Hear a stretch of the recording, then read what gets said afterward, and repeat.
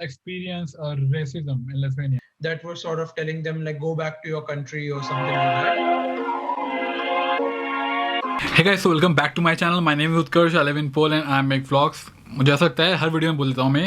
In case if you're watching this video for the first time, make sure to check out my channel and subscribe to my channel. So hey guys, in this video I have collaborated with Joshua, who studies in Lithuania, and I know many of you guys were interested to know about like Poland versus Lithuania and do some sort of like comparison. So that's what I have done in this video. So just make sure you watch this video till the end. This video got a little bit longer because we have totally discussed all the points. So just make sure you don't skip any part of the video and just watch this video till the end, and I really appreciate it. Thank you. So hey guys, today we have Joshua with us. Would you like to introduce yourself? Yeah, hello. So my name is Joshua Singh, and so I study in Vilnius Tech in Vilnius in Lithuania. And yeah, I'm doing my computer engineering. Oh, so you're studying computer science, right? Or it's different, like computer engineering? Yeah, it's different here because here it's like they have a little bit of hardware also. It's not just all software. Just first, let me ask, like, how did you know about Lithuania, and then why you wanted to study in Lithuania? So yeah, they advertise a lot for like these Baltic countries and like Poland and like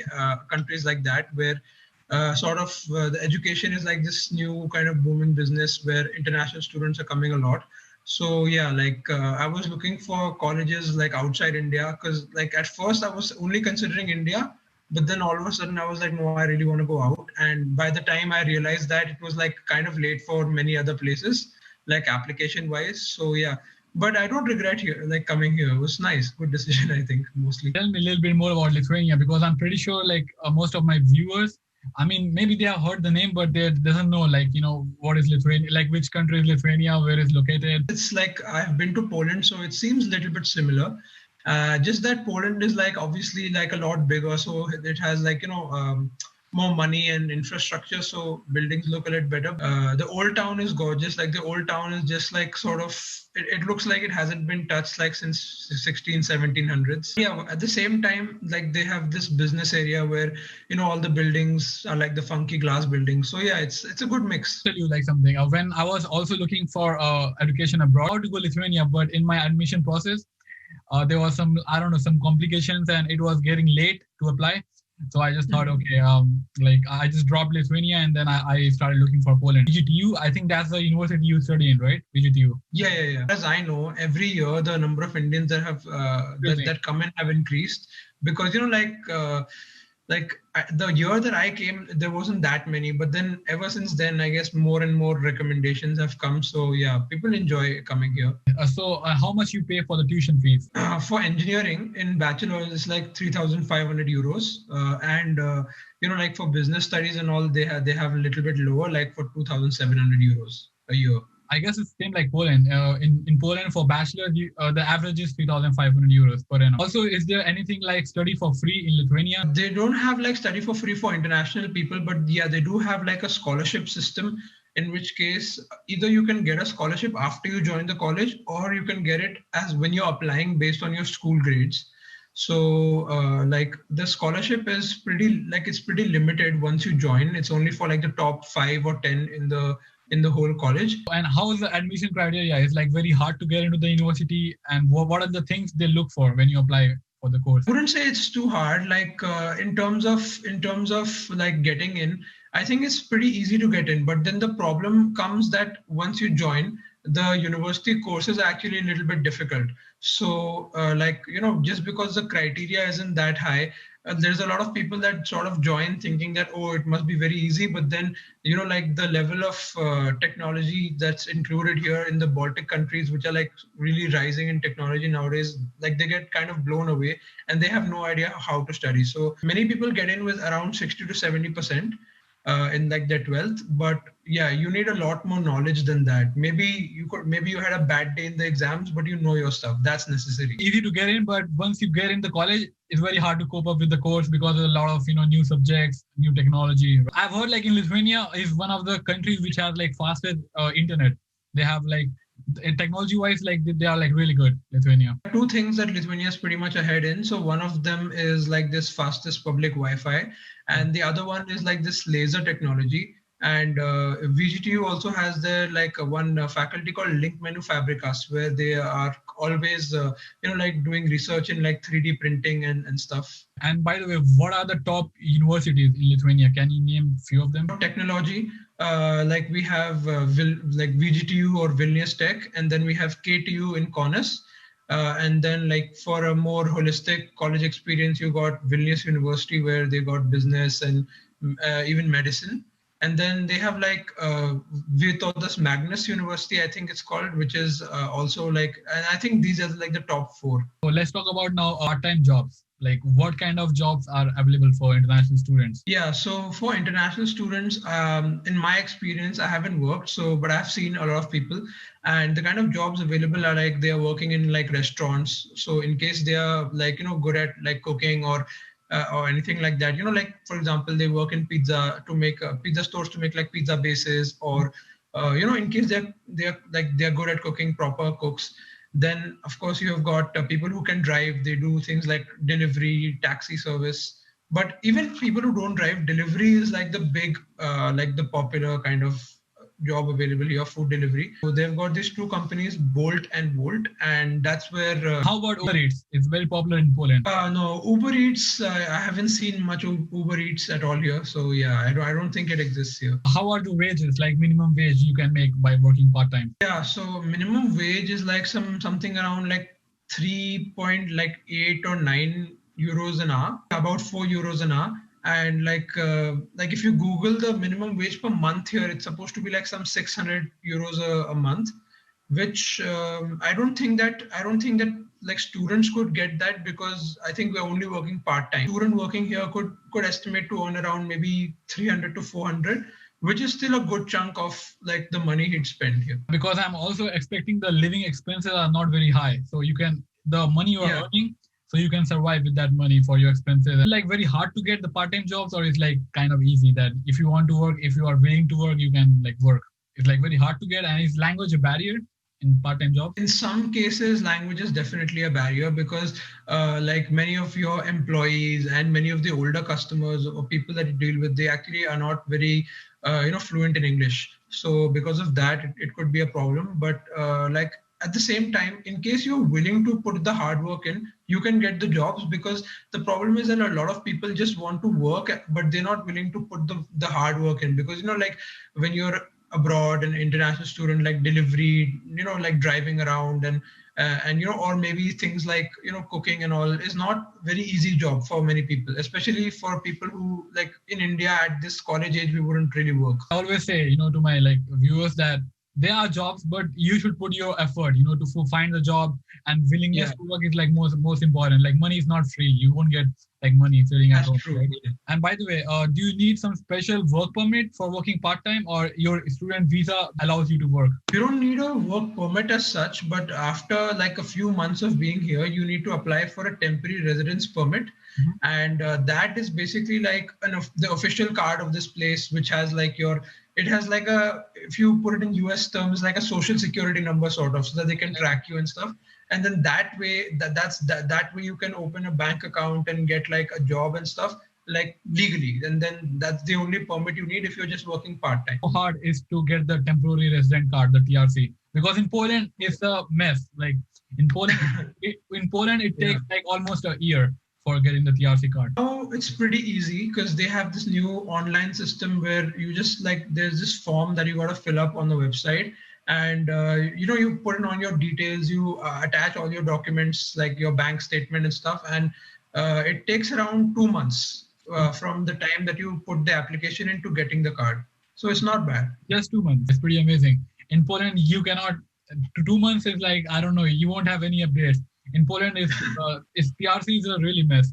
That's only, I think, the downside is of like studying in Poland. All your like university and work, and then this headache of getting the TRC card. Yes, Lithuania is for sure a better place than Poland for the TRC. Yeah, it's pretty good here nowadays. Now let's talk about the cost of living. Like how expensive is Lithuania? Because we both are from India, so we actually know the affordable, cheap side if you compare to Europe. Obviously, Lithuania has got to be more expensive than India, but I would say that if you consider the fact that you're in Europe, it is pretty affordable. Like as an Indian that came here, it takes I don't know, maybe a month or two to get used to spending in euros and doing the like €1 to almost 80 or 85. Exactly. Yeah. So I also remember, like by the way, in Poland we don't use euros yet. We have a Polish zloty, it's a local currency. So Yeah. Yeah. the first time I came, I was always converting everything to Indian rupees, and then it really fucks up your mind. Like when you convert everything, you feel like you are overspending and it's like expensive. On in the same currency, then I think it's like pretty okay, right? Prices of grocery. If you go to a supermarket, so what are the prices? Can you just tell me a price of something? If you want like a packet of bread, it's like some 50 cents.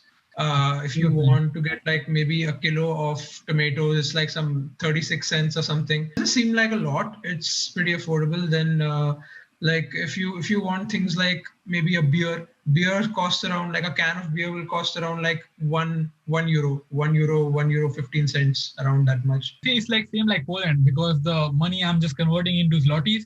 So 1 euro Yeah. is usually 4 point something zloty.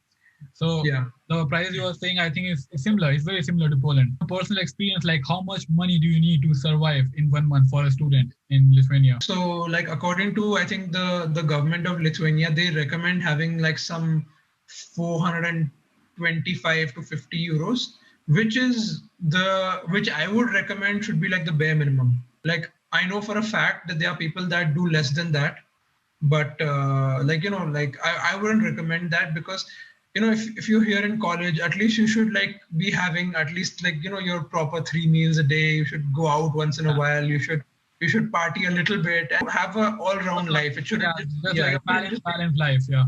yeah, it should be to have it little bit Shouldn't be like balanced. you shouldn't be like too frugal to spend, right? That's what I mean. Yeah, so at least you need that 425. But yeah, obviously the higher the budget, the more comfortable the lifestyle will be. For the rent for the apartment, for example, if you want to rent a single room in a shared apartment, how much money do you need to rent an apartment?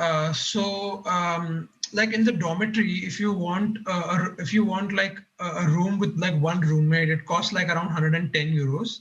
And then if you move out of the dorm and you go towards like the if in the city center, rent is about per person like 200 to 250 euros. Have like someone to share with, like one person to share with in the apartment. That's generally what I would say in case you're sharing with one or two people, like one apartment. How about the Indian food? Do you have like a lot of Indian stores, or is it like very hard to find Indian food? I think 4 or 5 Indian restaurants here. They kind of charge a little bit on the upscale. So it's not something that you can have like weekly or something. You can have it like few times a month in case you get homesick, but it's not like a very regular option for most people. But and they don't really have like an Indian grocery store here either, like they do in Poland. But like we have the option to deliver from the same stores in Poland. Some grocery stores here like Rimi and Lidl that sort of have some Indian spices available. Not MDH and all, but like like some I don't know, like haldi powder and all. It's Yeah, yeah, available yeah. here.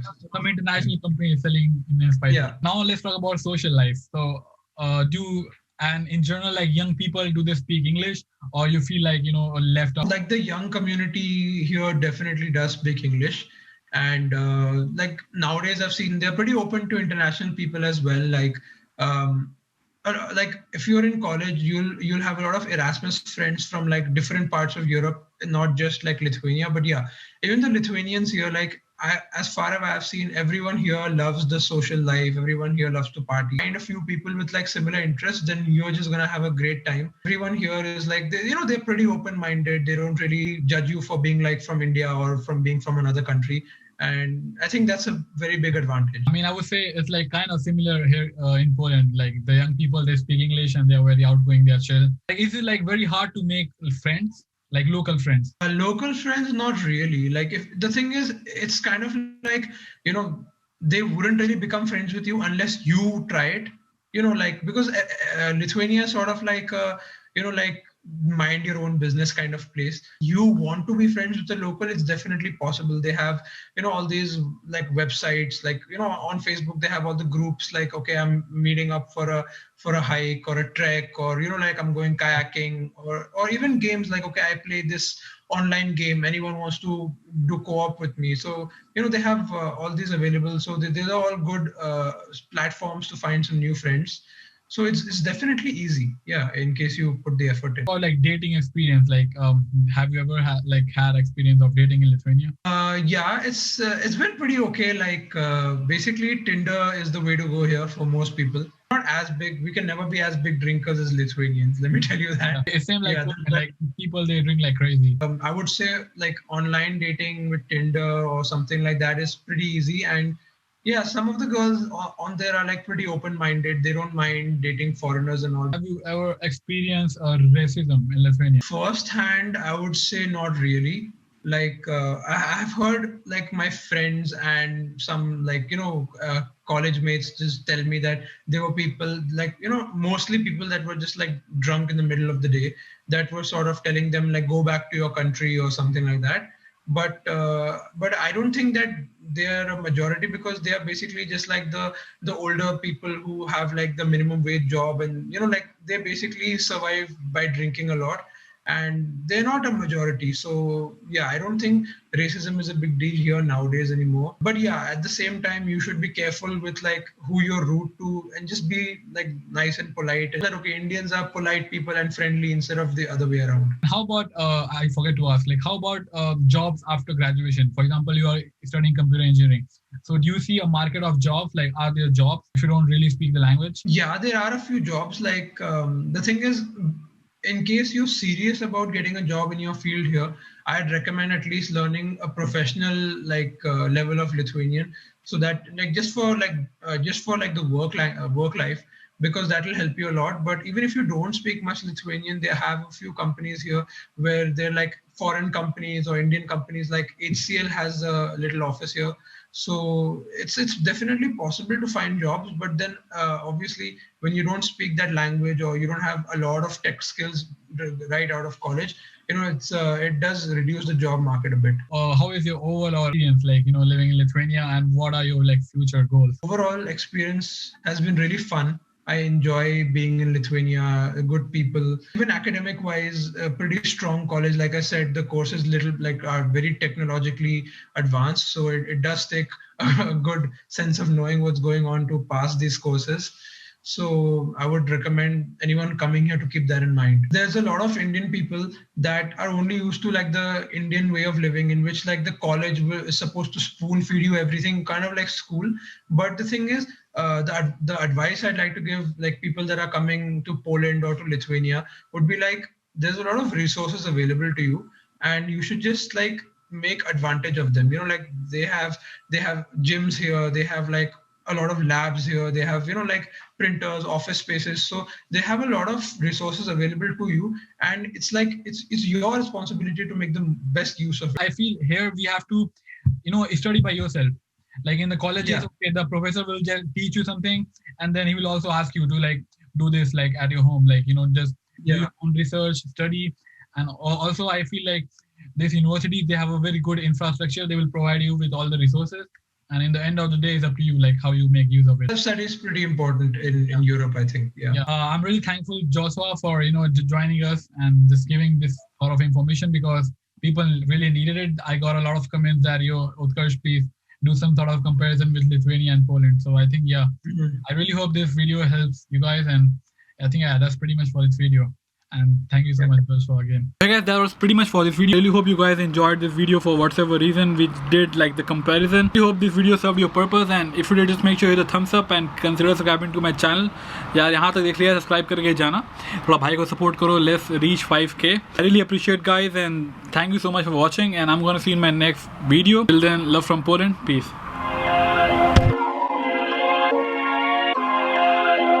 Ryan Little.